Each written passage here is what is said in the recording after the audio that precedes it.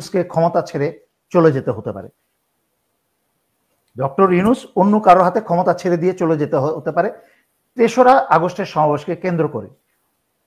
এখানে হয় খুব একটা ভালো কিছু হবে, আর নয় খুব একটা খারাপ কিছু হবে। সবগুলোই বদমাইশ।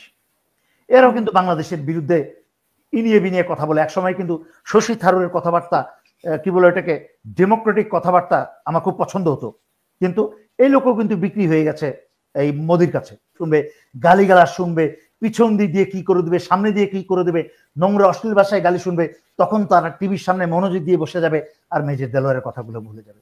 এই জন্য তো এই জাতি বারবার মারা খায়।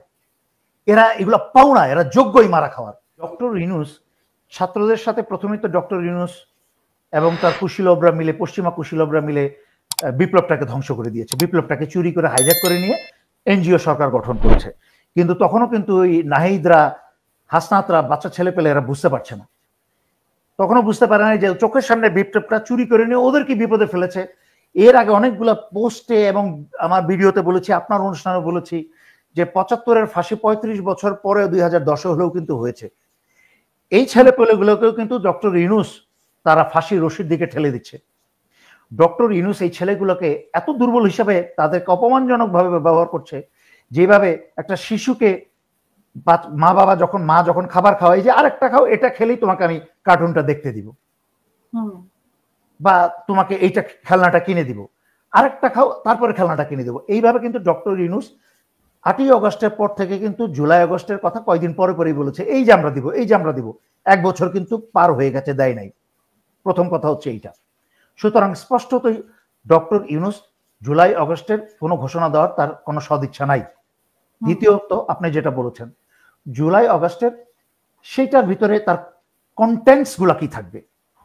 যেই জুলাই আগস্ট বিপ্লবের ঘোষণাপত্র, একমাত্র দাবিদার হচ্ছে যারা বিপ্লব করেছে, যারা জীবন দিয়েছে, এবং তাদের পক্ষের থেকে প্রতিনিধি হয়ে যেই সব বিপ্লবীরা সেই দাবি করছে, একমাত্র তারাই হচ্ছে দাবিদার। কিন্তু ডক্টর ইউনূস যত আজে বাজে রাজনৈতিক দল, যাদের কোনো নাম নাই, ঢাল নাই, তলোয়ার নাই, নিধিরাম সরকার, সেই সব রাজনৈতিক দলকেও উনি উনার অফিসের ডেকে চা নাস্তা খাইয়ে সম্মান করে তাদের মতামত দিচ্ছে জুলাই বিপ্লবের ঘোষণাপত্রের কন্টেন্টস কি হবে। সুতরাং হোয়াট ডু ইউ এক্সপেক্ট এর কাছ থেকে? এর থেকে আপনি ভালো কি আশা করেন? এখন সবচেয়ে ইম্পর্টেন্ট, গুরুত্বপূর্ণ জায়গায় চলে আসি। ৩রা আগস্টে এনসিপি যেই সমাবেশের ডাক দিয়েছে, আমি যতটুকু জানি সেই সমাবেশে জামাত এবং আরো সমমনা দল তার অংশগ্রহণ করবে, এবং তাতে কিন্তু বাংলাদেশে, আমার মন বলছে, একটা ঐতিহাসিক পরিবর্তনের আর একটা ইতিহাস সৃষ্টির দিকে বাংলাদেশে যাওয়ার সম্ভাবনা, বিশাল সম্ভাবনা আছে। এমনও হতে পারে, অবাক হবেন না, যে ডক্টর ইউনূসকে ক্ষমতা ছেড়ে চলে যেতে হতে পারে। ডক্টর ইউনূস অন্য কারোর হাতে ক্ষমতা ছেড়ে দিয়ে চলে যেতে হতে পারে ৩রা আগস্টের সমাবেশকে কেন্দ্র করে। এখানে হয় খুব একটা ভালো কিছু হবে, আর নয় খুব একটা খারাপ কিছু হবে। কিন্তু এখন থেকে আরম্ভ করে ৩রা আগস্টের মাঝখানে তো সামান্য কয়েকদিন মাত্র। এই সামান্য কয়েকদিনে তো আওয়ামী লীগ এবং ভারতের যেসব ষড়যন্ত্র, যেসব অস্ত্রশস্ত্র, তার তো কিছু উদ্ধার হবে না।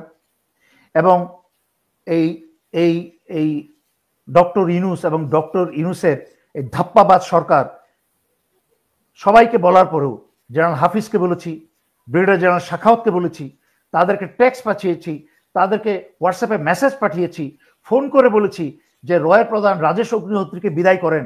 বাংলাদেশে বসে ক্রমাগত বাংলাদেশের বিরুদ্ধে ষড়যন্ত্র করে যাচ্ছে। ২০১৬ সালে একই অপরাধে পাকিস্তান তাদেরকে তাকে লাথি মেরে বের করে দিয়েছে। তখন সে ১৬ সালে বাংলাদেশে এসে জায়গা স্থান করেছে। এই ডক্টর ইউনূসকে এতবার বলার পরেও ডক্টর ইউনূস জনগণকে নিয়ে, দেশকে নিয়ে কোনো মাথা ব্যথাই নাই। সে, পশ্চিমেরা তাকে নোবেল প্রাইজ দিয়েছে। আমার মনে হয় ডক্টর ইউনূসের সময় খুব কাছাকাছি। জনগণ হয়তো এমন হতে পারে তাকে জুতার মালা দিতে পারে। অবাক হবেন না।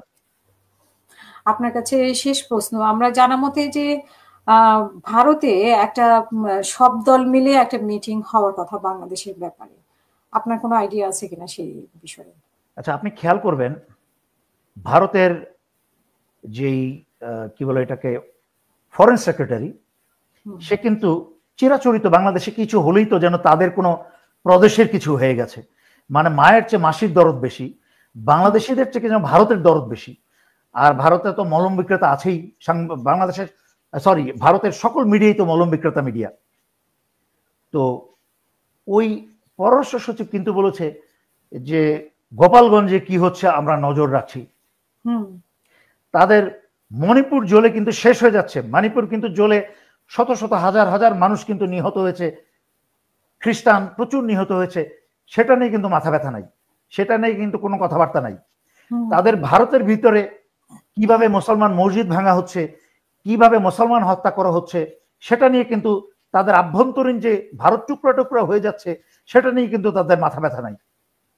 কিন্তু বাংলাদেশ নিয়ে তাদের একটা, সকল রাজনৈতিক দল মিলে এটিকে আজকে প্রথম, এটা তো আজকে প্রথম না, এর আগেও কিন্তু হাসিনা পালানোর পর থেকে দফায় দফায় বাংলাদেশকে নিয়ে এই বিজেপি সরকার, কংগ্রেস সরকার, এরা সব মিলে কিন্তু একসাথে মিটিং করেছে।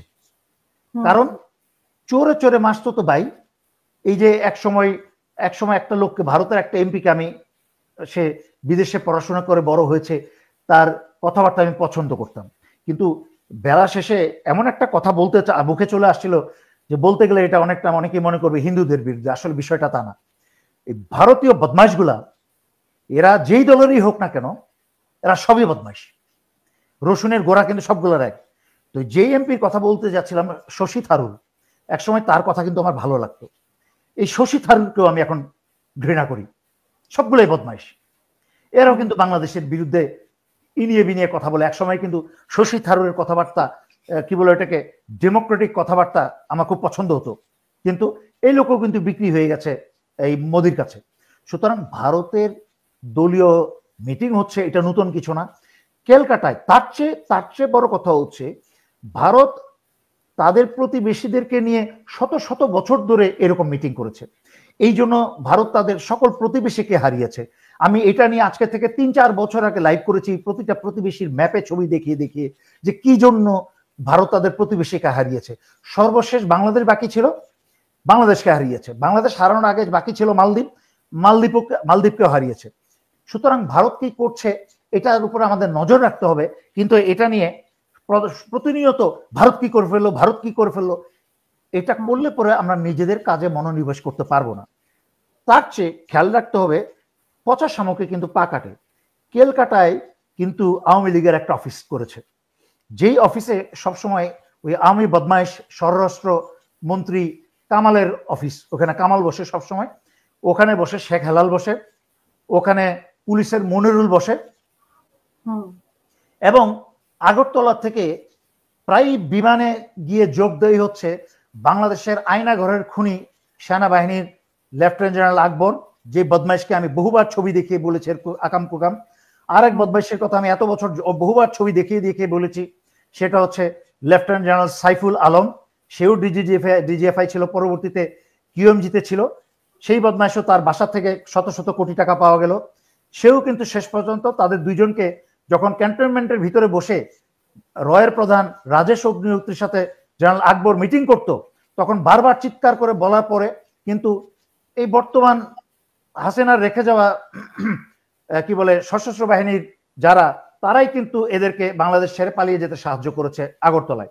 সেই আগরতলা থেকে জেনারেল আকবর আর lieutenant general Saiful Alam, disgruntled Saiful Alam and disgruntled Akbar, কি বলে, এরা গিয়ে ক্যালকাটায় ওই আওয়ামী লীগ অফিসে ওইসব মিটিং এ অংশগ্রহণ করে। তাদের মিটিং এর মূল উদ্দেশ্য হচ্ছে যে বাংলাদেশের লোকাল আওয়ামী সন্ত্রাসী নেতাদের সাথে কোঅর্ডিনেট করে এই যে গোপালগঞ্জের মতো ঘটনা, কক্সবাজারের মতো ঘটনা, সারা বাংলাদেশে এইভাবে ঘটনা যেন আরো বেড়ে চলতে পারে, এইভাবে তাদেরকে, সন্ত্রাসী লীগদেরকে কি বলে, তাদের সাহস এবং উৎসাহ বাড়িয়ে তুলে এক সময় তাদেরকে বলবে উমুক জায়গায় যাও, রিপোর্ট করো, সবার যার যার অস্ত্র হাতে বুঝে নাও অস্ত্র ঘাঁটি থেকে, এবং বাংলাদেশে বিভিন্ন জায়গায় বিভিন্ন বিভাগে সেক্টর ভাগ করে তারা যুদ্ধ ঘোষণা করবে, সেক্টর প্রধান নিয়োগ করবে বাংলাদেশ বিরুদ্ধে যুদ্ধের জন্য, এবং বাংলাদেশে গৃহযুদ্ধ শুরু করবে। বাংলাদেশের তো সময় নাই, তারা তো এরপরে আপনার অনুষ্ঠানে পরে বাংলাদেশেরা যখন একটা মজার জোকসের আঞ্চলিক ভাষায় একটা লাইভ শুনবে, গালিগালাজ শুনবে, পিছন দিক দিয়ে কি করে দেবে, সামনে দিয়ে কি করে দেবে, নোংরা অশ্লীল ভাষায় গালি শুনবে, তখন তারা টিভির সামনে মনোযোগ দিয়ে বসে যাবে আর মেজর দেলোয়ারের কথাগুলো ভুলে যাবে। এই জন্য তো এই জাতি বারবার মারা খায়। এরা এগুলো পাওনা, এরা যোগ্যই মারা খাওয়ার। এরা অশ্লীল, নোংরা অশ্লীল ভাষা এবং যোগ শুনে সময় কাটাতে পারে, বাট গুরুত্বপূর্ণ সত্যি কথা এরা শুনতে রাজি না এবং প্রস্তুতি নিতে রাজি না। এই জন্য এই জাতির কপালে কোনোদিন দুঃখ শেষ হয় না।